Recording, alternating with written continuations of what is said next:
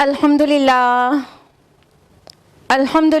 وحدہ والصلاة والسلام علی من لا نبی بعدہ واعوذ باللہ من الشیطان الرجیم بسم اللہ الرحمن الرحیم وَلَقَدْ يَسَّرْنَا الْقُرْآنَ لِلذِّكْرِ فَهَلْ مِن مُدَّكِرٍ بسم اللہ الرحمن الرحیم رب اشرح لی صدری ویسر لی امری واحلل عقدۃ من لسانی یفقہوا قولی۔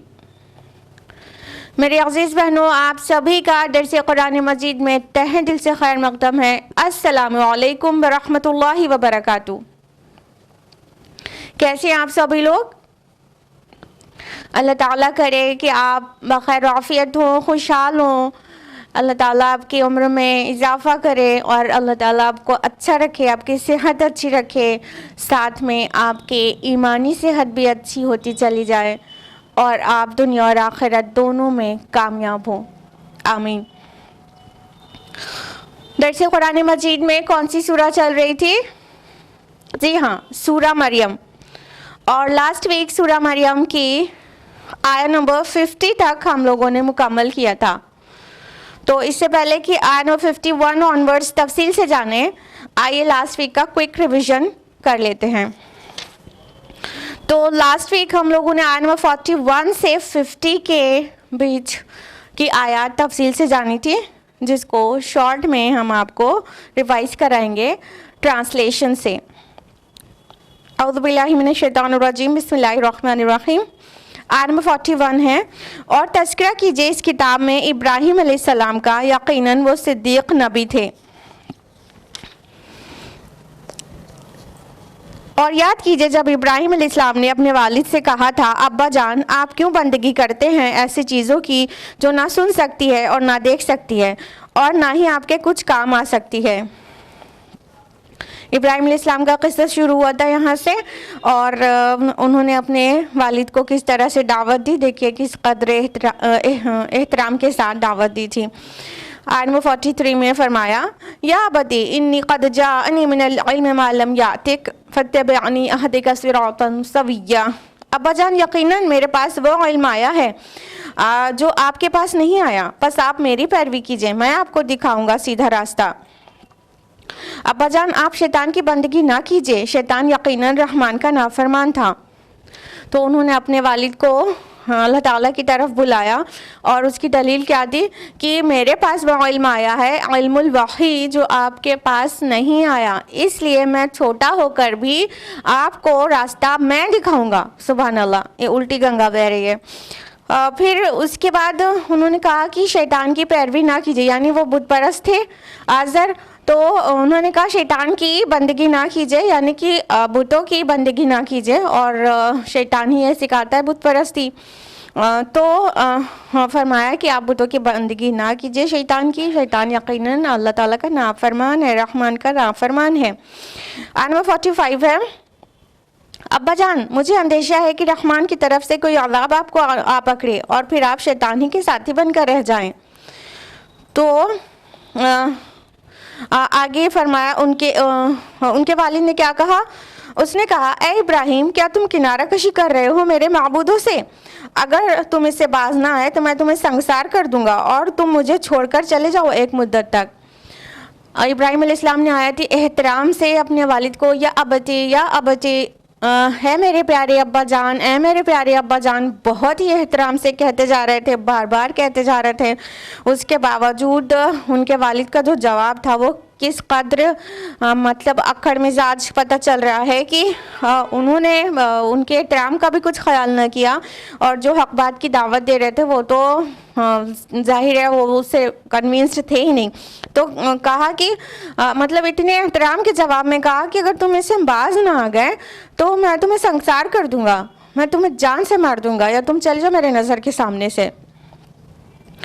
آگے ابراہیم علیہ السلام نے اس کا جواب پھر بہت احترام سے دیا کہ ابراہیم نے کہا، آپ پر سلام، میں اپنے رب سے آپ کے لیے استغفار کرتا رہوں گا اور وہ مجھ پر بڑا مہربان ہے۔ آگے ہے، اور میں کنارہ کشی کرتا رہوں گا آپ سے بھی اور ان سے بھی جنہیں آپ لوگ اللہ کے سوا پوجتے ہیں، اور میں تو اپنے رب ہی کو پکاروں گا، اور مجھے یقین ہے میں اپنے رب کو پکار کر نامراد نہیں رہوں گا۔ اس بے رخی کا جواب بھی ابراہیم علیہ السلام نے بہت ہی نرم زبانی سے اور بہت ہی احترام کے ساتھ ہی دیا کہ ٹھیک ہے، پھر بھی میں آپ کے لیے اللہ تعالیٰ سے مغفرت مانگتا رہوں گا، اور اللہ تعالیٰ میرے اوپر بہت زیادہ مہربان ہے، اور میں اپنے اور انہوں نے اپنے موقف کو واضح کر دیا کہ میں آپ جو بھی کرنا ہے کر لیجئے، لیکن میں تو آپ کے بتوں سے ہی کنارہ کشی کیے رہوں گا اور اللہ کو ہی صرف پوجوں گا، اسی کو پکاروں گا۔ اور انہوں نے دلیل بھی دی کہ اپنے پیچھے کے جتنی دعائیں جو قبول ہوئی ہیں اس کی دلیل دی کہ اللہ تعالیٰ سے میں مانگ کر کبھی نامراد نہیں رہا۔ پھر جب ابراہیم نے ان سب سے کنارہ کشی کر لی اور ان سے بھی جن کی وہ اللہ کے سوا عبادت کرتے تھے، تو ہم نے آپ کو عطا کیا اسحاق اور یعقوب، اور ہر ایک کو نبی بنایا، اور ہم نے ان سب کو اپنی خصوصی رحمت کا حصہ عطا فرمایا اور ان کو اعلیٰ درجے کی سچی شہرت عطا فرمائی۔ ابراہیم علیہ السلام کے متعلق اللہ تعالیٰ نے فرمایا کہ جب انہوں نے کنارہ کشی کر لی، یعنی وہ بت پرستی کو سے بیزار ہو کر نکل گئے اور ہجرت کی اور سب گھر بار چھوڑ دیا، عراق سے شام کی طرف چلے گئے، تو ابراہیم علیہ السلام کو اللہ رب العالمین نے یہ اتنی قربانیوں کے بدلے میں اسحاق علیہ السلام یہاں پر ذکر آیا ہے، اسماعیل علیہ السلام کا یہاں پر تو آیا نہیں ہے، آگے آیا ہے، تو بولا اسحاق علیہ السلام اللہ تعالیٰ نے عطا کیا، اور یعقوب علیہ السلام آیا جو کہ ان کے پوتے تھے ابراہیم علیہ السلام کے، تو ان سبھی کو نبی بنایا اور ان کی جنریشن میں آگے تک بھی نبوت رکھی اور سچی شہرت عطا کی۔ ہم نے لاسٹ ویک آپ کو تفصیل سے بتایا تھا کہ سچی شہرت کا کیا کیا معنی ہے۔ آپ دیکھیں جیوز، کرسچنز اینڈ مسلم سارے کے سارے لوگ جو کہ 2/3 پاپولیشن ہے پوری ورلڈ کی، وہ سارے لوگ ابراہیم علیہ السلام کو بہت ہی احترام سے یاد کرتے ہیں۔ تو یہ ہے ابراہیم علیہ السلام اور ان کی ذریت کی سچی شہرت۔ لاسٹ ویک ہم لوگوں نے یہیں تک کیا تھا، اب ہم لوگ آیت نمبر 51 آنورڈز آج تفصیل سے جانیں گے، تو گیٹ ریڈی۔ اعوذ باللہ من الشیطان الرجیم، بسم اللہ الرحمن الرحیم۔ وَاذْكُرْ فِي الْكِتَابِ مُوسَىٰ إِنَّهُ كَانَ مُخْلَصًا وَكَانَ رَسُولًا نَبِيًّا۔ اور کتاب میں تذکرہ کیجئے موسیٰ علیہ السلام کا، یقیناً وہ تھے خاص کیے گئے اور وہ تھے رسول نبی۔ اللہ تعالیٰ نے اب اللہ اپنے رسول سے فرمایا کہ اب آپ کتاب میں موسیٰ علیہ السلام کا ذکر کیجئے۔ اس سے پہلے ہم لوگ کس کا ذکر سنتے پڑھتے چلے آئے۔ اس سے پہلے زکریا علیہ السلام کا، یحییٰ علیہ السلام کا، عیسیٰ علیہ السلام کا، پھر ابراہیم علیہ السلام کا، اور مختصر میں نام آیا اسحاق علیہ السلام اور یعقوب علیہ السلام کا بھی، اور اب موسیٰ علیہ السلام کا تذکرہ ہے۔ دیکھیں یہاں کرونالوجی کے اکارڈنگ نہیں ہے، بلکہ وہ جو شاخ تھی اولاد ابراہیم علیہ السلام سے جو کہ اسحاق علیہ السلام سے چلی تھی، اس کا تذکرہ پہلے ہے، پھر اسماعیل علیہ السلام کا ذکر پھر آ رہا ہے، تو ایک شاخ کا ذکر آ رہا ہے باقاعدہ۔ تو اس میں موسیٰ علیہ السلام بنی اسرائیل سے تھے، اور اسرائیل کس کا لقب ہے؟ جی ہاں، یعقوب علیہ السلام کا۔ تو اسحاق علیہ السلام، ابراہیم علیہ السلام، اسحاق علیہ السلام، یعقوب علیہ السلام، اور اس شاخ سے آگے بڑھتے ہوئے ذکر آ رہا ہے موسیٰ علیہ السلام کا، اور اسماعیل علیہ السلام کا آیت نمبر 54 میں آئے گا۔ تو اللہ تعالیٰ نے فرمایا کہ اس کتاب میں ذکر کیجئے موسیٰ علیہ السلام کا۔ دیکھیے اس کتاب میں ذکر کیجئے کا مطلب ہے کہ اس کتاب میں سے پڑھ کر سنا دیجئے، ورنہ ذکر تو اللہ سبحانہ تعالیٰ نے خود ہی کر دیا کتاب میں، اور نبی صلی اللہ علیہ وسلم کو یہ حکم تھا کہ آپ اس کتاب کی مدد سے ان کے سامنے ذکر کریے، اس کتاب سے آپ ان کو بھی بتا دیجئے۔ تو موسیٰ علیہ السلام کے متعلق کہا گیا اِنَّهُ كَانَ مُخْلَصًا وَكَانَ رَسُولًا نَبِيًّا، کہ یقیناً وہ خاص کیے گئے تھے، مخلص تھے۔ یہاں مخلصاً آیا ہے، مخلص ورڈ ہے، مخلص نہیں ہے۔ مخلص کا معنی ہوتا ہے خاص کیا گیا، چن لیا گیا۔ تو اسپیشل کوئی. تو اللہ تعالیٰ نے موسیٰ علیہ السلام کو بہت سارے معنی میں خاص کیا تھا, بہت سارے معنی میں, جیسا کہ سورہ طٰہٰ میں ابھی اگلی سورہ میں ڈیٹیل میں آنے لگے گا. اور یہ بات کہ ان کو اللہ تعالیٰ نے خاص کیا تھا وہ سورہ طٰہٰ کی آیت نمبر 41 میں بھی آئے گی. اور ان کے بچپن سے جو تذکرہ ہے, موسیٰ علیہ السلام کے بچپن سے جو بھی تذکرہ ہے قرآن حکیم میں, وہ سارا ہی تذکرہ یہ بتاتا ہے کہ موسیٰ علیہ السلام کو اللہ تعالیٰ نے بچپن سے ہی خاص کر لیا تھا. دیکھیے ان کی پیدائش ہوتی ہے اور بنی اسرائیل کو کہ اس وقت سارے بیٹوں کو قتل کر دیتا تھا فرعون اور بیٹیوں کو ہی چھوڑتا تھا, لیکن موسیٰ علیہ السلام اس سے بچ جاتے ہیں. کہنے کا مطلب موسیٰ علیہ السلام کو قتل نہیں کر پاتا ہے. اور کس طرح اللہ نے ان کو خاص کیا, ان کی والدہ کو وحی کی, ان کی والدہ کو اللہ تعالیٰ نے یہ سمجھ دی کہ کیا کرنا ہے. انہوں نے اپنے چھوٹے سے معصوم بچے کو دریا میں ڈال دیا اور وہ دریا میں سے بہتے ہوئے فرعون کے محل تک پہنچ گئے, اور فرعون کے گھر میں وہاں جا کر انہوں نے پرورش پائی. جہاں سے بنی اسرائیل کو ختم کیا جا رہا تھا, ان کے بیٹوں کو قتل کیا جا رہا تھا, اسی محل میں جا کے موسیٰ علیہ السلام کی پرورش ہوتی ہے. سبحان اللہ. تو کتنے خاص ہیں. صرف اتنا ہی نہیں, موسیٰ علیہ السلام بہت زیادہ خوبصورت سے تھے. یعنی جو بھی ان کو دیکھتا تھا وہ بچپن میں اتنے پیارے, اتنے کیوٹ تھے کہ وہ جو بھی ان کو دیکھتا تھا اس کو اتنی محبت آ جاتی تھی کہ کوئی ان کو نقصان پہنچانے کی سوچتا بھی نہیں تھا. تو اس طرح موسیٰ علیہ السلام کو ایسے دیکھنے میں بھی اللہ تعالیٰ نے اتنا خوبصورت بنا دیا.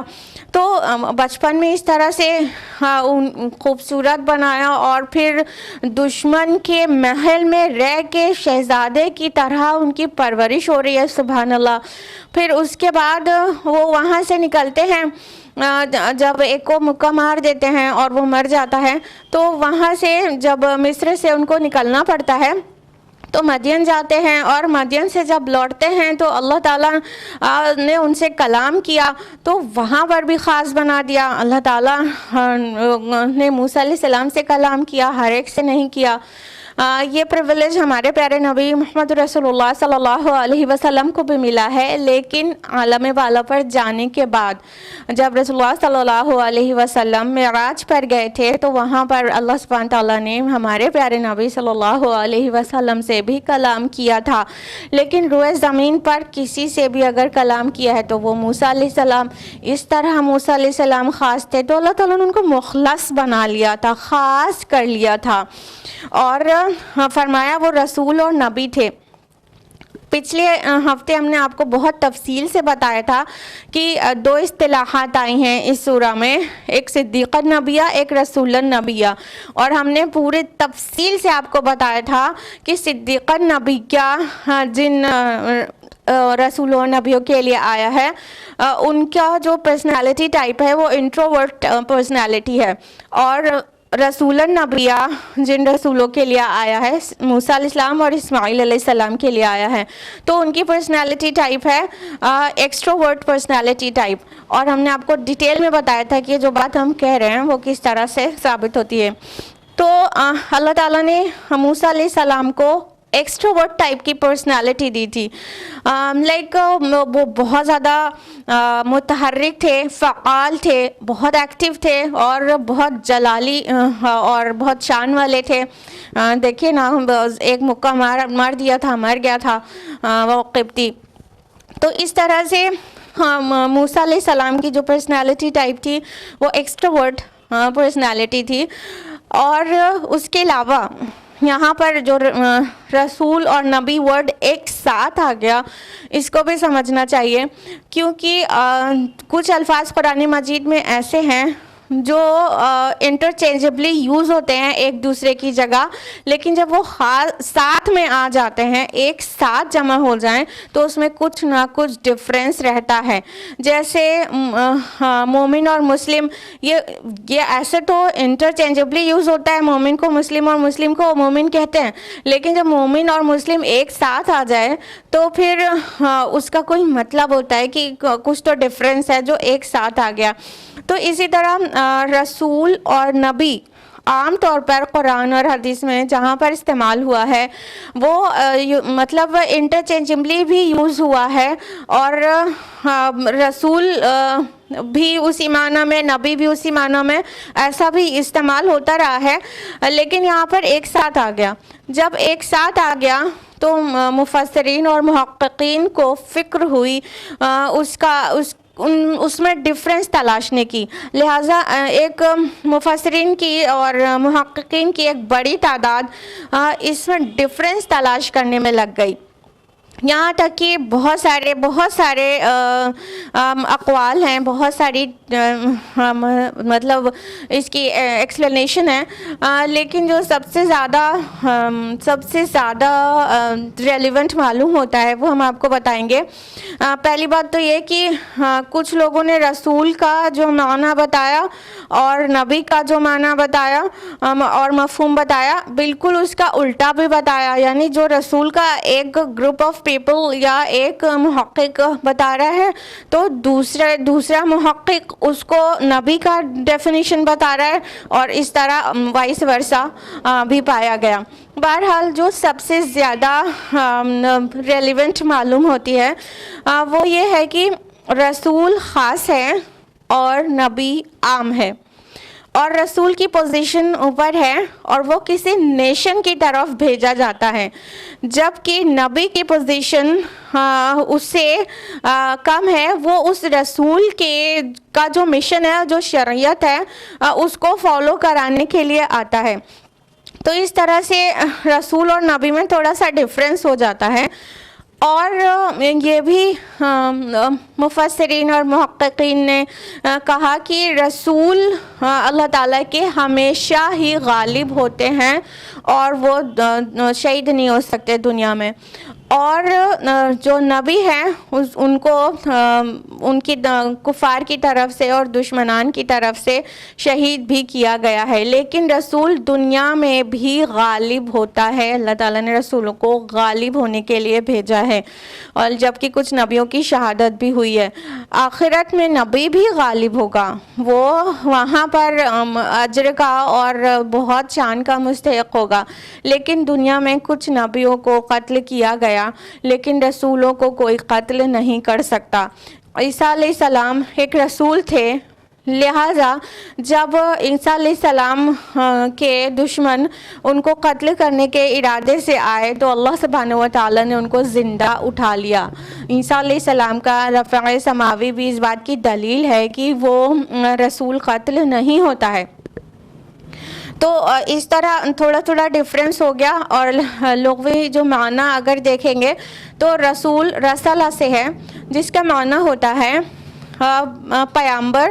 پیغمبر، میسنجر، پیغام کو پہنچانے والا۔ یہ اللہ سبحانہ و تعالیٰ کی طرف سے جن انسانوں میں سے، بشر میں سے ایک انسان کو اللہ نے خاص کیا وحی نازل کرنے کے لیے، تو اس کو رسول کہا گیا قرآن حکیم میں۔ ساتھ ہی وہ بشر رسول کے پاس اللہ کا میسج پہنچانے کے لیے جس فرشتے کو اللہ سبحانہ تعالیٰ نے چوز کیا، اس کو بھی رسول کہا گیا قرآن حکیم میں۔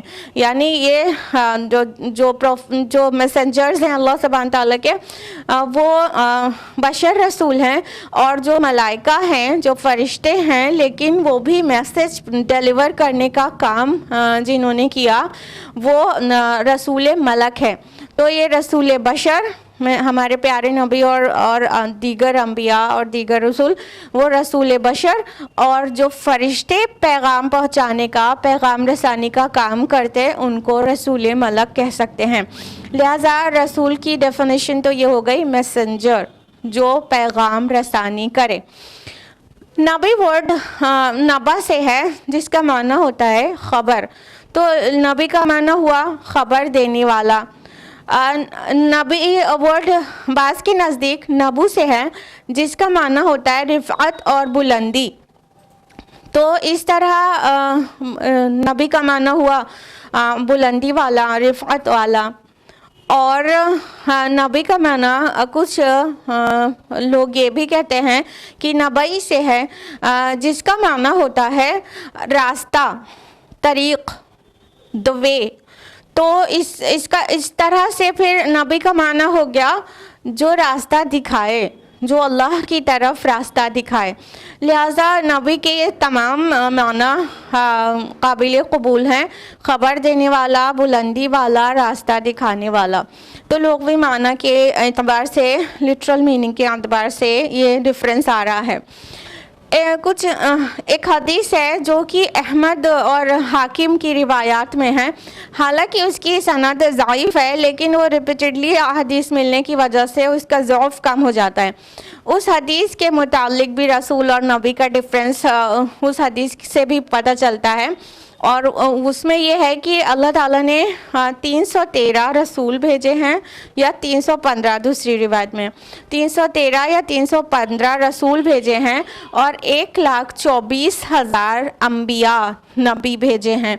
لہٰذا پہلی بات ہم نے آپ کو بتا دیا نا کہ یہ اس کی سند ضعیف ہے، لیکن کئی احادیث ملنے کی وجہ سے اس کا ضعف لٹل بٹ کم ہو جاتا ہے. بہرحال اگر یہ الفاظ صحیح ہیں تو پھر اس سے بھی معنی واضح ہو جاتا ہے کہ رسول خاص ہے اور نبی عام ہے. تو اللہ تعالیٰ نے موسیٰ علیہ السلام کو رسول نبی دونوں بنائے. کہنے کا مطلب جو رسول ہے وہ نبی تو ہوگا ہی ہوگا، لیکن جو نبی ہے وہ ضروری نہیں کہ رسول بھی ہو. واللہ عالم بالصواب. اگلی آیت ہے آیت نمبر 52. وَنَادَيْنَاهُ مِن جَانِبِ الطُّورِ الْأَيْمَنِ وَقَرَّبْنَاهُ نَجِيًّا، اور ہم نے انہیں پکارا طور کی دائیں جانب سے اور انہیں اپنے قریب کیا سرگوشی کے لیے. اللہ سبحانہ و تعالیٰ نے موسیٰ علیہ السلام کو یہ پریویلیج دیا تھا کہ ان کے ساتھ کلام کیا. تو ان کو کلام کرنے کے لیے اللہ تعالیٰ نے کوہ طور کی یہاں پر آیا ہے جانب طور الایمن، یعنی طور دائیں جانب سے اللہ تعالیٰ نے ان کو پکارا. تو یہ کب ہوا تھا؟ جب موسیٰ علیہ السلام ایک عرصہ مدین میں گزار کر واپس مصر آ رہے تھے اپنی فیملی کو لے کر. تو مدین سے مصر کی طرف آتے ہوئے موسیٰ علیہ السلام جس وے پر تھے تو ان کی دائیں جانب کوہ طور تھا. تو اس لیے کہا گیا کہ طور کے دائیں جانب، یا بعض نے کہا کہ موسیٰ علیہ السلام کے دائیں جانب تھا، کیونکہ پہاڑ کا اپنا کوئی دایاں بایاں جانب نہیں ہوتا. تو ایک تو جس وے پر چل رہے تھے موسیٰ علیہ السلام اس سے دائیں جانب مطلب لیا جا سکتا ہے، یا تو موسیٰ علیہ السلام کے دائیں جانب ایسا مطلب لیا جا سکتا ہے. تو اللہ تعالیٰ نے فرمایا کہ ہم نے ان کو پکارا طور کی دائیں جانب سے اور انہیں اپنے قریب کیا سرگوشی کے لیے. اللہ سبحانہ و تعالیٰ نے موسیٰ علیہ السلام کو اتنا خاص بنایا تھا. وَكَلَّمْنَاهُ مُوسَىٰ تَكْلِيمًا، اور ہم نے موسیٰ سے کلام کیا. تو اللہ تعالیٰ نے موسیٰ علیہ السلام سے کلام کرنے کے لیے اور ان کے اوپر وحی نازل کرنے کے لیے موسیٰ علیہ السلام کو پکارا، جبکہ وہ مدین سے مصر کی طرف آ رہے تھے، راستے میں تھے، اپنی فیملی کے ساتھ تھے، اور اللہ تعالیٰ ان کو منصب رسالت پر فائز کرنا چاہتا تھا. تو ان سے سرگوشی کیا کی، ان سے جو بات تھی وہ کیا کی، وہ اس کی تفصیلات آئے گی اگلی سورہ میں، سورہ طٰہٰ میں. وَوَهَبْنَا لَهُ مِن رَحْمَتِنَا أَخَاهُ هَارُونَ نَبِيًّا، اور ہم نے انہیں عطا کیا اپنی رحمت سے ان کے بھائی ہارون کو نبی بنا کر. یہ ہارون علیہ السلام کو نبی بنا دینا پہلے سے نہیں تھا، بلکہ یہ موسیٰ علیہ السلام کی ریکویسٹ پر تھا. یہ اللہ سبحانہ تعالیٰ نے موسیٰ علیہ السلام کی درخواست کو مان لیا اور ان کو ہارون علیہ السلام کو نبی بنا دیا. حالانکہ ہارون علیہ السلام موسیٰ علیہ السلام سے عمر میں کافی بڑے تھے، موسیٰ علیہ السلام چھوٹے تھے، لیکن اللہ تعالیٰ نے موسیٰ علیہ السلام کو منصب رسالت پر فائز کیا اور ان کو فرعون کی طرف بھیجا اور بنی اسرائیل کو ریلیز کرنے کے لیے کہا. تو اس منصب پر اللہ تعالیٰ نے موسیٰ علیہ السلام کو فائز کیا تھا. لیکن چونکہ موسیٰ علیہ السلام کا ایک جرم ان کے ہاں ریکارڈڈ تھا مصر میں قبطیوں کے ہاں، کہ انہوں نے جو دو لوگ جھگڑا کر رہے تھے تو ایک کو مکہ مار دیا تھا تو وہ مر گیا تھا قبطی. تو اس بات سے موسیٰ علیہ السلام کو ڈر تھا کہ کہیں میرے نام تو ایک مطلب جرم ان کا میرا جرم ایک ان کے ہاں ریکارڈڈ ہے تو وہ میری بات نہیں سنیں گے. دوسرا موسیٰ علیہ السلام کی زبان میں لکنت تھی, تھوڑا سٹامرنگ تھی, تو وہ سٹامرنگ کی وجہ سے بھی تھوڑا ہچکچا رہے تھے کہ میں ایک سٹامرر ہوں اور میں میسیج دوں گا تو وہ بات پوری طرح سے پہنچ پائے نہ پہنچ پائے. تو موسیٰ علیہ السلام نے اللہ سبحانہ تعالیٰ سے مخصوص ریکویسٹ کی کہ اللہ پاک میرے بھائی ہارون کو میرا سپورٹنگ بنا دیجئے. تو اللہ تعالیٰ نے ان کی یہ درخواست کو قبول کر لیا اور ان کے بڑے بھائی کو ہارون علیہ السلام کو ان کے لیے ہیلپر بنا دیا, ان کا کمفرٹر بنا دیا, ان کا سپورٹر بنا دیا اور ان کو نبی بنا دیا. لیکن پھر بھی موسیٰ علیہ السلام رسول تھے اور ہارون علیہ السلام نبی تھے, وہ ان کے ہیلپر تھے. آگے ہے وَاذْكُرْ فِي الْكِتَابِ اسماعیل إِنَّهُ كَانَ صَادِقَ الْوَعْدِ, اور تذکرہ کیجئے اس کتاب میں اسماعیل علیہ السلام کا بھی, یقیناً وہ وعدے کے سچے تھے. وَكَانَ رَسُولًا نَبِيًّا, اور وہ بھی رسول نبی تھے. اللہ تعالیٰ نے فرمایا کہ اب اس کتاب میں تذکرہ کیجئے اسماعیل علیہ السلام کا, اور اسماعیل علیہ السلام کا مزاج بھی کیسا تھا؟ رسولاً نبیہ, ایکسٹروورٹ ٹائپ کی پرسنالٹی تھی ان کی, اور بہت فعال اور متحرک تھے اور ڈائنامک نیچر کے تھے, اور شکار کرنا پسند کرتے تھے, بہت ایکٹیو اور بہت جیسے باہر گھومنا پسند کرتے ہیں ایکسٹروورٹس, تو اس طرح کی پرسنالٹی کے مالک تھے. لیکن ایکسٹروورٹ ہونے کے ساتھ ساتھ دیکھیے یہاں پہ کیا آیا کہ صادق الوعد, وہ وعدے کے سچے تھے. ایک تو اس کا یہ مطلب ہو سکتا ہے کہ جو سورہ صافات سورہ نمبر 37 آیت نمبر 102 میں تذکرہ ہے, اس وعدے کو انہوں نے پورا کیا. اور وہ تذکرہ کیا ہے کہ ابراہیم علیہ السلام نے جب خواب دیکھا تھا تو اپنے بیٹے سے کہا کہ انی ارا فی المنام انی اذبحک, اے میرے بچے میں دیکھتا ہوں خواب میں کہ میں تجھے ذبح کر رہا ہوں. ماذا ترى, تیری کیا رائے ہے؟ تو مطلب ابھی وہ اسماعیل علیہ السلام چھوٹے ہی تھے, مطلب بچے بھی نہیں تھے, جوان بھی نہیں ہوئے تھے, وہ جو ٹین ایج ہوتی ہے اس ایج میں تھے. اور ان کا جو جواب تھا وہ اتنا عالی شان تھا, وہ اتنا شاندار تھا, جو بھی کوئی بھی والدین اپنے بچوں کو جو بیسٹ تربیت دے سکتے ہوں گے انہی کے بچے ایسا بول سکتے ہیں. کیا جواب دیا؟ انہوں نے کہا یا ابت افعل ما تؤمر, ہے میرے ابا جان کر ڈالیے, کر گزریے جو آپ کو حکم ملا ہے.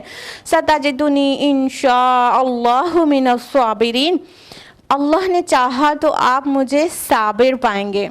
تو انہوں نے اپنے ابا جان سے, ابراہیم علیہ السلام سے یہ پرومس کر لیا تھا کہ میں صبر کروں گا, آپ مجھے ذبح کرنے لے بھی جائیں گے, ذبح کر بھی دیں گے, تو اللہ نے چاہا تو آپ مجھے صابر پائیں گے. تو انہوں نے آخر تک اس وعدے کو پورا کیا. یعنی ابراہیم علیہ السلام ان کو لے کر گئے اور چھری چلا ہی دیا تھا سمجھ لیجئے, تب تک بھی اسماعیل علیہ السلام نے ذرا سا بھی وعدے کے خلاف نہیں کیا. تو ایک تو اس کا یہ مفہوم ہو سکتا ہے کہ یہ اس وعدے کی طرف اشارہ ہے کہ وہ اپنے وعدے کے کتنے سچے تھے. اب دیکھیے یہاں صادق الوعد, صادق ورڈ آیا ہے وعدے کے سچے. صدیق الگ ورڈ ہے, صدق کا مبالغہ ہے, اور صدیقا نبیہ جو ورڈ آیا تھا وہ اس کا مفہوم ہے مطلب the one who confirms the truth immediately, صدیق اس کو کہتے ہیں. اور صادق الوعد وعدے کا سچا. تو یہاں پہ اسماعیل علیہ السلام کے لیے صدیق النبیہ نہیں رسول النبی آیا ہے. تو فرمایا کہ وہ وعدے کے سچے تھے.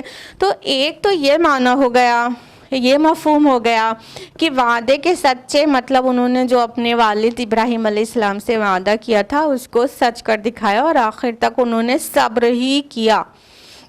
دوسرا کچھ ایسا مفہوم بھی ہو سکتا ہے کہ جس طرح بنی اسرائیل نے اپنے تمام نبیوں اور رسولوں کے نام عجیب عجیب باتیں گڑھ دی ہیں اور ان کی شان کے خلاف باتیں لکھ دی ہیں اپنی روایات میں اور ایون تورات میں اور انجیل میں، تو پریزنٹ ہے بائبل جس کو کہہ سکتے ہیں، تو اس میں بہت ساری من گڑنت باتیں ایسی ہیں جو بہت سارے پاک باز انبیاء کے امیج کو سپوائل کر رہی ہوتی ہیں۔ تو کیا پتا کہ بنی اسرائیل نے بھی ایسا کچھ ان کے وعدہ خلافی گڑھ ڈالی ہو، جس کی وجہ سے قرآن کو واضح کرنا پڑا کہ وہ صادق الوعد تھے، وہ وعدے کے سچے تھے۔ اللہ تعالیٰ کو ان کی برات نازل کرنی پڑی کہ نہیں، وہ تو وعدہ خلاف نہیں، وعدے کے سچے تھے اور رسول تھے اور نبی بھی تھے۔ آیت نمبر 55 ہے، وَكَانَ يَأْمُرُ أَهْلَهُ بِالصَّلَاةِ وَالزَّكَاةِ وَكَانَ عِندَ رَبِّهِ مَرْضِيًّا، اور وہ حکم دیتے تھے اپنے گھر والوں کو نماز کا اور زکوٰۃ کا، اور وہ اپنے رب کے نزدیک پسندیدہ تھے۔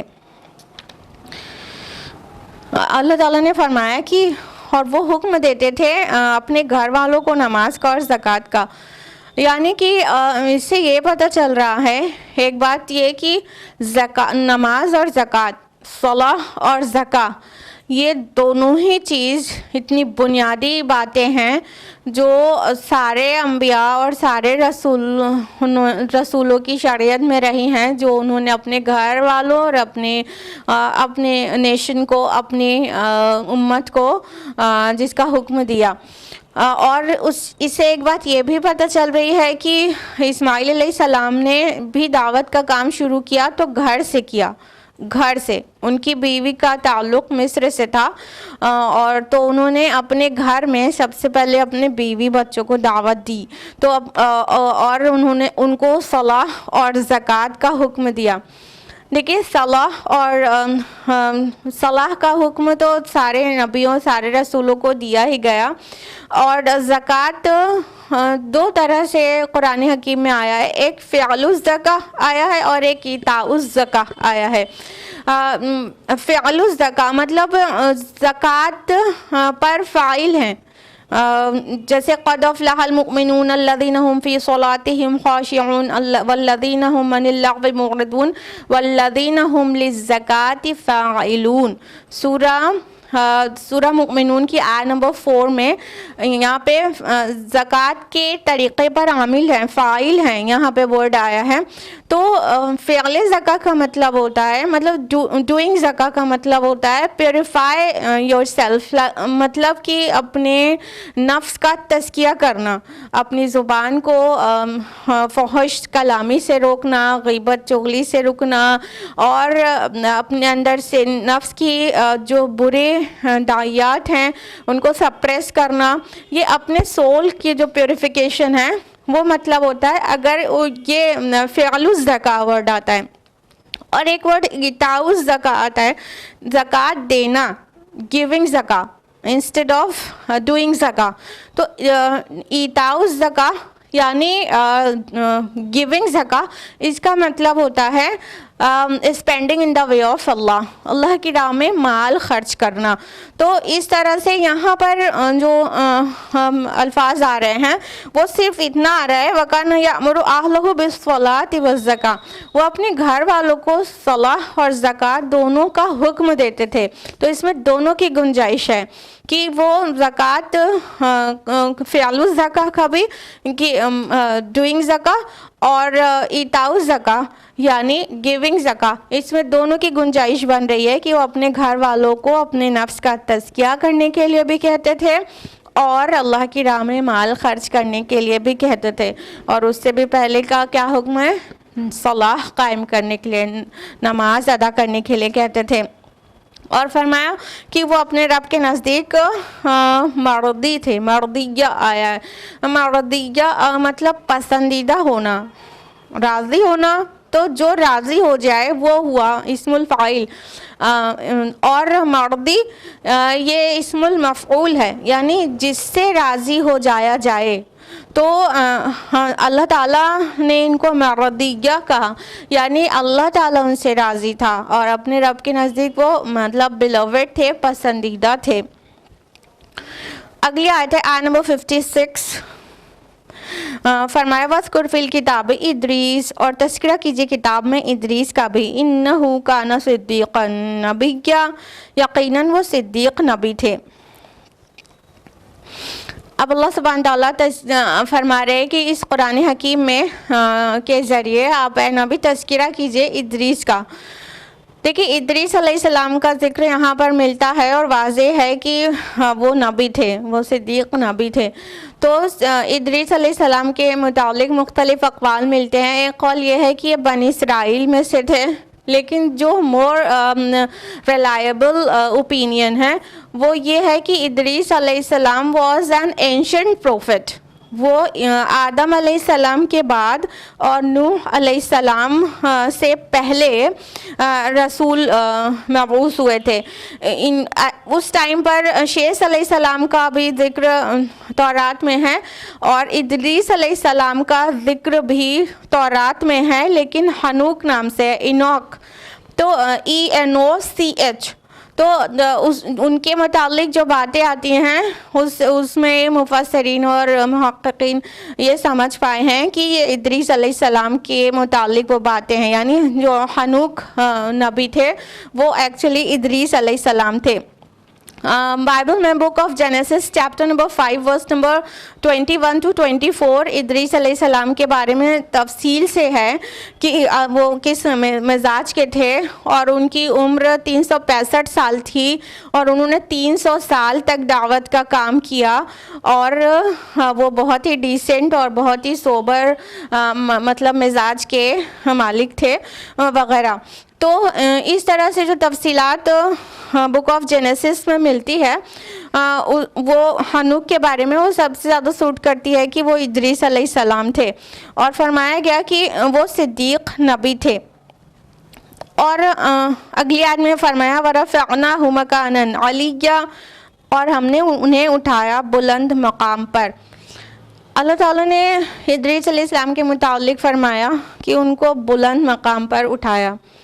تو اس کا ایک انٹرپریٹیشن تو یہ ہے کہ ان کا رفع سماوی ہوا تھا، حالانکہ قرآن مجید میں بھی کہیں اس کی صراحت نہیں ملتی اور کسی بھی صحیح حدیث میں بھی اس کی صراحت نہیں ملتی، لیکن یہ تفصیل کہاں سے مطلب جن کی اوپینین یہ ہے کہ ادریس علیہ السلام کا بھی رفع سماوی ہوا تھا، زندہ اللہ تعالیٰ نے ان کو آسمان میں اٹھا لیا تھا، تو وہ جو اوپینین ہے وہ بنائی گئی ہے تورات سے لے کر، اور تورات میں بھی ہے اس طرح، اور تالمود میں تو بہت ہی زیادہ واضح الفاظ میں تفصیلات کے ساتھ ہے۔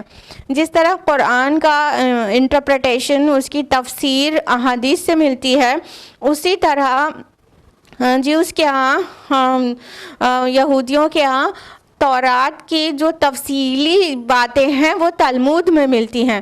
تو تلمود میں تو یہ ایک دم واضح لکھ دیا گیا ہے کہ ان کو مطلب اللہ تعالیٰ نے مطلب پرا بھیج کر اور ان کو اوپر اٹھا لیا تھا۔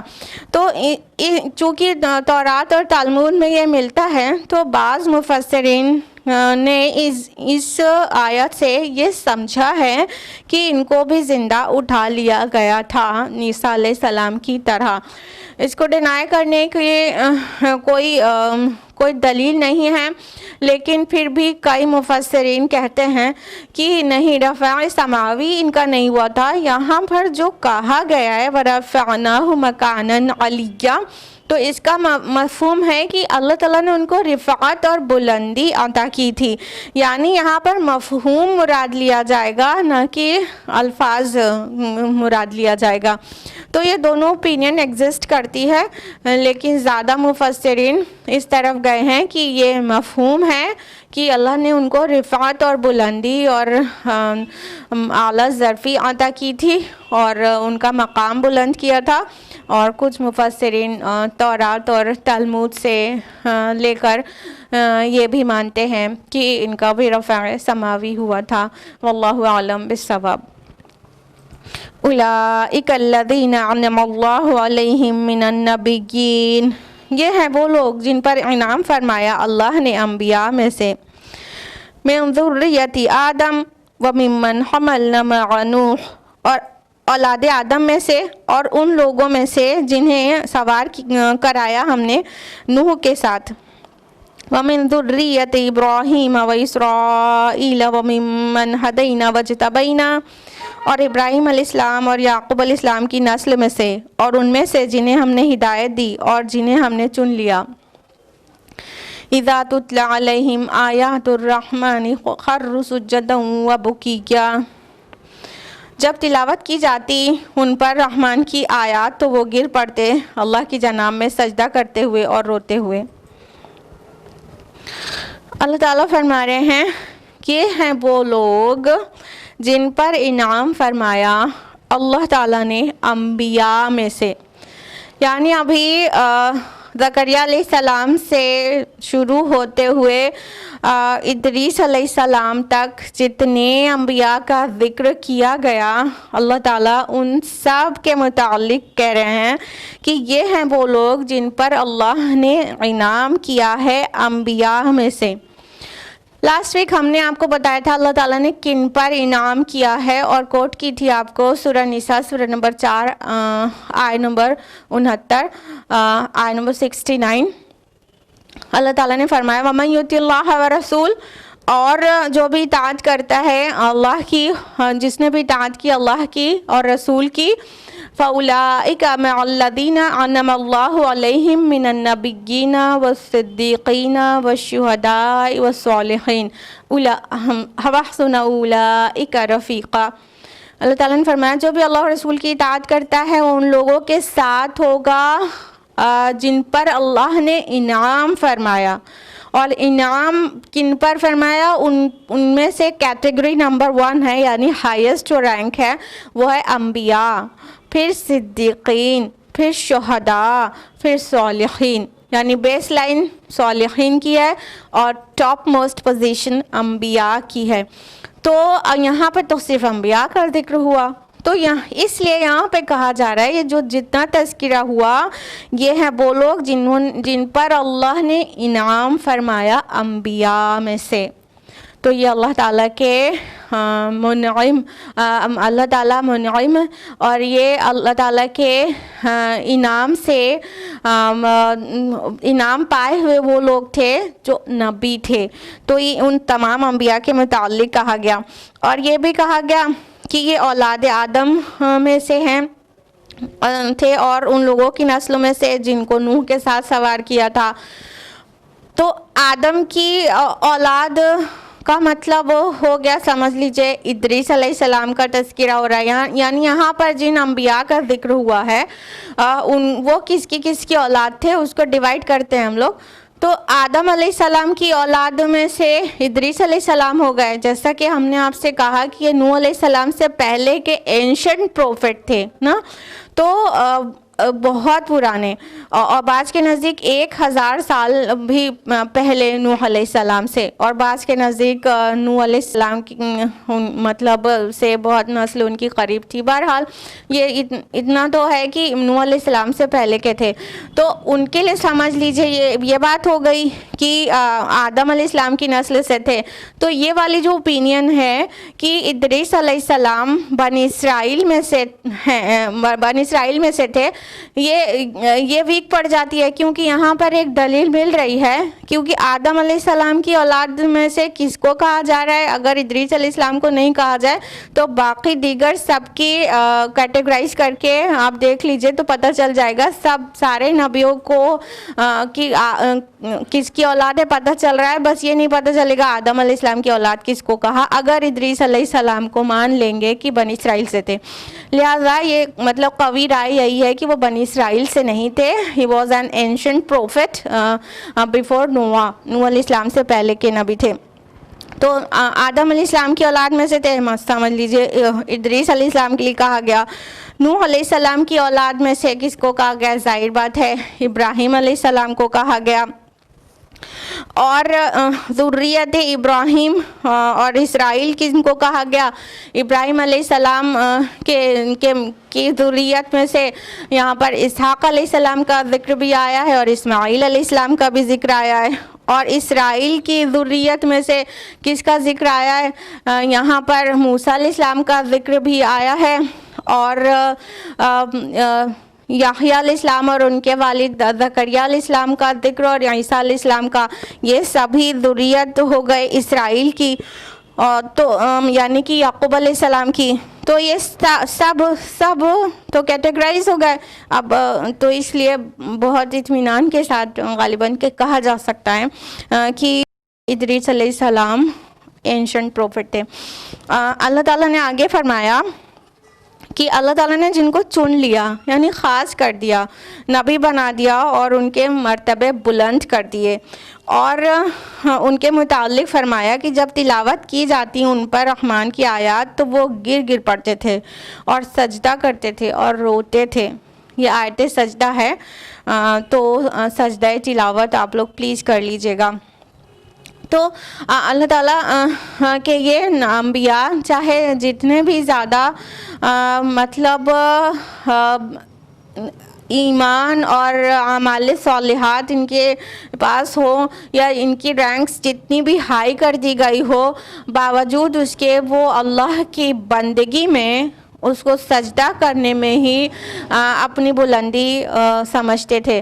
لہٰذا جب بھی اللہ تعالیٰ کی آیات ان کے سامنے تلاوت کی جاتی وہ ان کی آنکھوں سے آنسو جاری ہو جاتا اور وہ ٹھوڑیوں کے بل گر پڑتے تھے اور اللہ کو سجدہ کرتے تھے. اللہم ربنا جعلنا منہم. اللہ تعالیٰ ہم لوگوں کو بھی توفیق دے کہ اللہ کی یاد کیا جائے، یاد آئے اور اللہ کا ذکر کیا جائے تو ہماری آنکھوں سے آنسو روا ہو جائے اور ہم لوگ سجدہ کریں اور بہت شکر کریں. فخلف من بعدہم خلف، پھر جانشین ہوئے ان کے بعد ناخلف لوگ. اضاعوا الصلاة واتبعوا الشہوات فسوف یلقون غیا، انہوں نے نماز کو ضائع کر دیا اور خواہشات کی پیروی کی تو عنقریب وہ ملیں گے گمراہی سے. اللہ تعالیٰ نے آگے فرمایا کہ اس کے بعد جانشین ہوئے ناخلف لوگ، یعنی اللہ تعالیٰ نے ان انبیاء کو تو اتنا خاص بنایا تھا، اور اللہ تعالیٰ کے یہ نبی اتنے زیادہ مطلب اللہ تعالیٰ کے بندے بن کر رہتے تھے اور رب کی مانتے تھے اور اس کی یاد میں روتے تھے. لیکن ساری ہی نبیوں کے ذریت میں کچھ ایسے ناخلف لوگ پیدا ہو جاتے ہیں جو اپنے نبی کو جو کرتے ہوئے دیکھا وہ نہیں کرتے ہیں، اور جو ان کو نہیں کرتے ہوئے دیکھا وہ کرتے ہیں. یہ سارے نبیوں کے پیروکاروں میں کچھ لوگ یا بہت لوگ ایسے ضرور ہو جاتے ہیں. اب یہاں پہ غور کیجیے گا قرآن مجید کی بیوٹی اور عربی زبان کی بیوٹی. یہاں پر خلفن آیا ہے، خلفن، تو جب خلف لفظ لام کے ساکن کے ساتھ آتا ہے خلف تو اس کا مطلب ہوتا ہے نا خلف. اگر خلف ہوتا تو اس کا مطلب ہوتا ہے کہ گڈ جنریشن، جو اچھی نسل ہے وہ خلف گڈ جنریشن. اور اگر خلف ہوگا لام ساکن ہو جائے گا. اگر لام پر فتحہ ہے تو گڈ جنریشن اور لام پر سکون ہے تو پھر یہ ہو گیا بیڈ جنریشن، جو برے لوگ ہیں، جو برے جانشین ہیں، بری نسل ہے. تو یہاں پر مطلب خلفن آیا ہے لام کے سکون کے ساتھ، تو اس کا مطلب ہو گیا نا خلف. ذرا سا حرکت چینج ہونے سے معنی ہی بالکل بدل جاتا ہے، اپوزٹ ہو جا رہا ہے. دیکھیے خلف ان کا معنی ہوا نا خلف یعنی برے جانشین، برے جنریشن، بری نسل، اور خلف مینس ہوا گڈ جنریشن، اچھی نسل. تو اللہ تعالیٰ نے یہاں پہ تو خلف کہا ہے، خلف یعنی اس کے بعد نا خلف لوگ پیدا ہو گئے ان کی جگہ پر، جنہوں نے کیا کیا؟ سب سے بڑی جو گمراہی داخل ہوتی ہے کسی بھی ملت میں وہ یہ کہ وہ نمازوں کو چھوڑ دیتے ہیں، وہ نمازوں کو ضائع کر دیتے ہیں. ضائع کر دینا میں دونوں چیز بھی ہے, یا ترک کر دیتے ہیں بھی معنی نکلے گا, اور ایون ترک نہیں کرتے ہیں, نمازیں پڑھتے ہیں لیکن اس کی روح کو ترک کر دیتے ہیں, اس کے حقوق کی ادائیگی کے ساتھ نہیں پڑھتے ہیں, صرف جسمانی جو ہے پریکٹس کی طرح سے کرتے ہیں, تو وہ بھی اداء الصلاح ہو گیا, صلاح کو ضائع کر دینا. تو سب سے بڑی گمراہی جو سب سے پہلے داخل ہوتی ہے کسی بھی قوم میں, وہ یہ کہ نماز کا حق ادا نہیں کرتے. جیسے نمازوں کو ادا کرنے کا حکم دیا ہے ویسے نہیں کرتے, اور کیا کرتے ہیں, وَاتَّبَعُوا الشَّهَوَاتِ, اور شہوات کی پیروی کرتے ہیں, خواہش نفس کی پیروی کرتے ہیں. دیکھیے صلاح کیا ہے, وہ تعلق باللہ کا سب سے اہم, سب سے بڑا, سب سے اعلیٰ ذریعہ ہے, ٹھیک ہے, تعلق باللہ کا, کہ it is to establish your relation with Allah سبحانہ و تعالیٰ. اگر اللہ تعالیٰ سے تعلق قائم کرنا ہے تو سب سے بیسٹ میڈیم ہے صلاح. لیکن اگر صلاح کو ہی نکال دیں تو کیا ہوگا, اللہ سے تعلق کمزور ہو جائے گا. تو جب اللہ سے تعلق کمزور ہو جائے گا تو اس کا الٹیمیٹ کانسیکوینس جو ہوگا وہ ہوگا اتباع شہوات, خواہش نفس کی پیروی ہونے لگے گی. جب تعلق باللہ اسٹرانگ رہے گا تو خواہش نفس کی پیروی نہیں, رب اور رسول کی پیروی اور فرمانبرداری ہوگی. لیکن جب اللہ سے ہی تعلق منقطع ہو گیا یا ویک ہو گیا تو پھر خواہش نفس کی ہی پیروی ہوگی.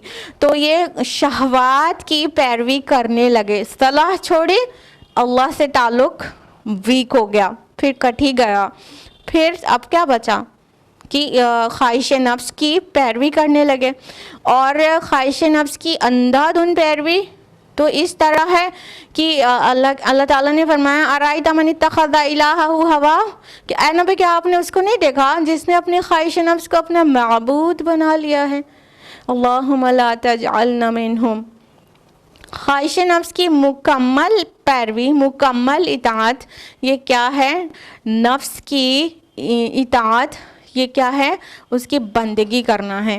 تو جب اللہ سے تعلق کمزور ہو جائے گا تو یہ تو ہونا ہی تھا, تو انہوں نے کیا کیا, پھر نفس کی پیروی کی, اور پھر فرمایا یلقون غیا, وہ جلد ملیں گے, فسوف یلقون غیا, وہ جلد ملیں گے گمراہی سے. اب صلاح ترک کر دیا یا اس کو ضائع کر دیا اور خواہش نفس کی پیروی کرنے لگے تو گمراہ تو ہو ہی گئے. اب کیوں کہا جا رہا ہے کہ جلد ملیں گے گمراہی سے؟ ایکچولی کئی بار عربی زبان میں یہ انداز اختیار کیا جاتا ہے کہ جو کانسیکوینس ہے اسی کو اس کا ذریعہ بتا دیا جاتا ہے, اسی کو اسے ڈائریکٹ ریلیٹ کر دیا جاتا ہے. اب یہاں پہ کیا ہے کہ اس کا جو اداء الصلاح و اتباع الشہوات, اس کا جو کانسیکوینس ہے, جو اس کا نتائج برآمد ہوں گے وہ گمراہی ہوں گے. تو جو یہاں پر کہا جا رہا ہے کہ وہ گمراہی سے جلد ملیں گے, یعنی اس کے جو برے نتائج ہیں اس سے جلد ان کی ملاقات ہو جائے گی, وہ سارے برے نتائج اس کے عنقریب دیکھ لیں گے, گمراہی بھرے. تو اس طرح صلاح کے متعلق, صلاح کو ترک کرنے کے متعلق یہاں پر آیا, اور اس سے پہلے اسماعیل علیہ السلام اور عیسیٰ علیہ السلام کے متعلق آیا کہ انہوں نے صلاح اور زکوٰۃ کا حکم دیا. لہٰذا اس سورہ میں بار بار صلاح کی اہمیت پتہ چل رہی ہے. إِلَّا مَن تَابَ وَآمَنَ وَعَمِلَ صَالِحًا فَأُولَٰئِكَ يَدْخُلُونَ الْجَنَّةَ وَلَا يُظْلَمُونَ شَيْئًا. سوائے ان کے جنہوں نے توبہ کی اور وہ ایمان لائے اور انہوں نے نیک اعمال کیے تو وہی لوگ جنت میں داخل ہوں گے اور ان پر قطعاً کوئی ظلم نہیں کیا جائے گا. اب اللہ سبحانہ تعالیٰ فرما رہے ہیں کہ یہ جو گمراہی سے جو جلد ان کی ملاقات ہوگی ان میں ایکسیپشن کون سے ہیں؟ الا من تاب, جس نے توبہ کی. ہوتا ہے انسان کبھی خواہش نفس غالب آ جائے تو غلطی ہو جاتی ہے, گناہ ہو جاتا ہے, قدم پھسل جاتے ہیں, ڈگمگا جاتا ہے انسان. تو اگر قدم ڈگمگانے کے بعد واپس انسان توبہ کر لے تو وہ گناہگار ایسا ہے جیسے اس نے گناہ کیا ہی نہیں. اور سب سے اچھا گناہگار وہ ہے جو گناہ کر کے توبہ کر لے. تو جو لوگ توبہ کر لیتے ہیں گویا وہ اپنی تجدید ایمان کر لیتے ہیں، کیونکہ حدیث میں آتا ہے نا کہ کوئی بھی چور حالت ایمان میں چوری نہیں کرتا، کوئی بھی زانی حالت ایمان میں زنا نہیں کرتا. تو اس طرح پتہ یہ چلتا ہے کہ جب انسان کے اندر ایمان موجود ہے تو اس وقت وہ گناہ کمٹ نہیں کرتا نا، بلکہ جب وہ گناہ کرتا ہے، رب کی نافرمانی کرتا ہے، تو اتنی دیر کے لیے ایمان دل سے نکل جاتا ہے، اور وہ گناہ سے جب فارغ ہو جاتا ہے تو وہ ایمان واپس تب آتا ہے. تو اگر ایمان کے واپس آنے کے بعد انسان توبہ کر لے تو اٹ از لائک تجدید ایمان، رینیول آف ایمان، رینیول آف فیتھ.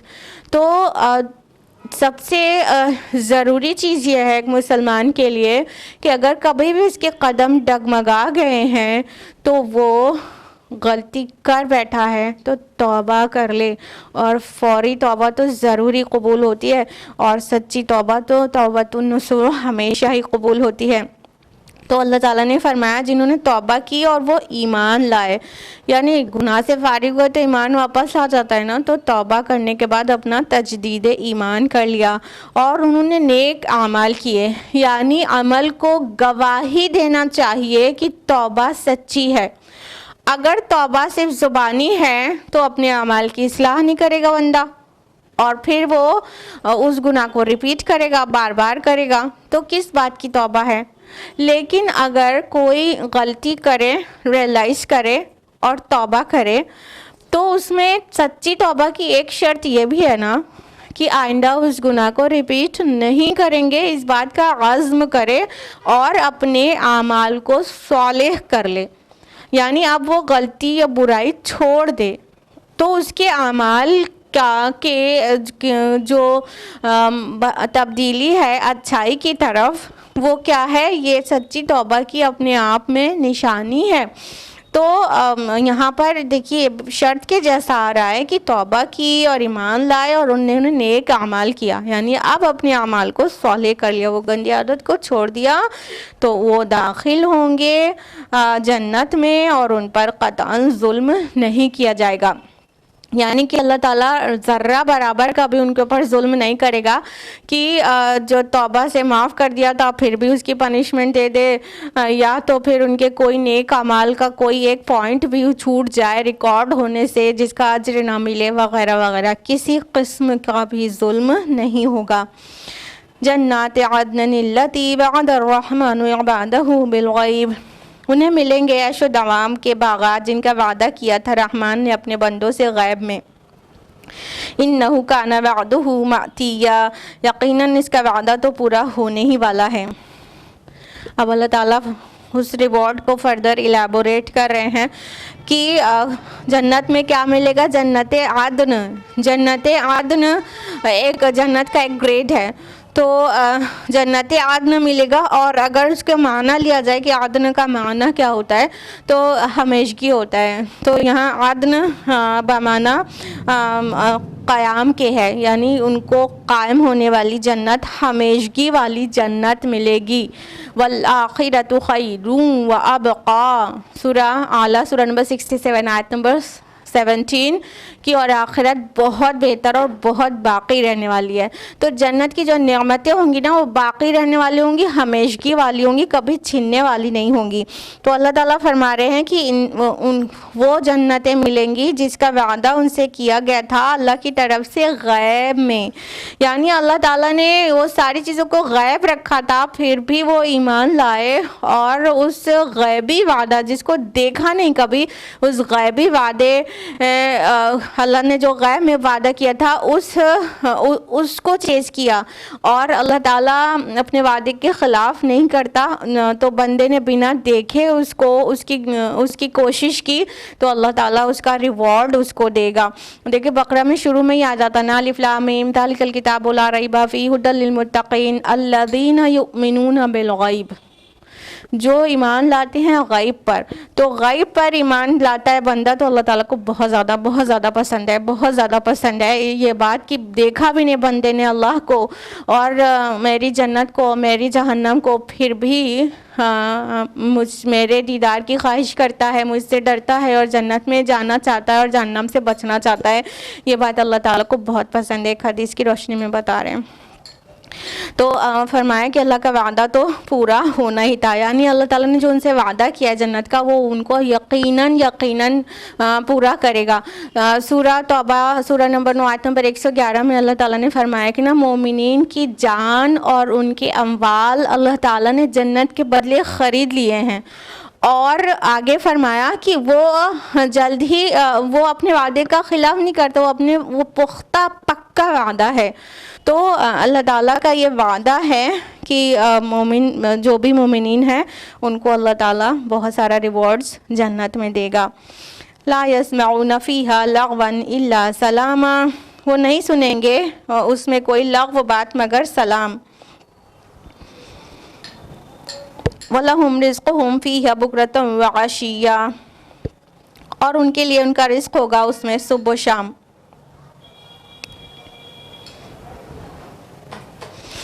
اللہ تعالیٰ نے آگے فرمایا کہ اس میں کوئی لغو بات وہ نہیں سنیں گے، یعنی کہ کوئی بھی وین ٹاک نہیں ہوگی وہاں پر جنت میں. کوئی بھی کان کو جو چیز اچھی نہیں لگتی ایک مومن اور ایک صالح بندے کو جو چیز دنیا میں مطلب ناگوار ہوتی ہے اس طرح کی کوئی بھی چیز جنت میں نہیں ہوگی. سب سے ہلکی ناگواری یہ ہے کہ انسان کو کوئی ایسی ویسی بات سننے کو مل جائے، کوئی غیبت کر رہا ہے، کوئی چغلی کر رہا ہے، کوئی تانے دے رہا ہے، تو مومن بندہ پریشان ہوتا ہے کہ مطلب لغو چیز اور غلط چیز گناہ کی چیز، جیسے میوزک سے بچنا چاہتا ہے پھر بھی کہاں بچ سکتا ہے. ابھی سڑک پہ جا رہے ہیں اور کوئی اپنی وہیکل میں تیز میوزک لگا کے ساتھ میں جا رہا ہے تو سنائی تو پڑتا ہی ہے.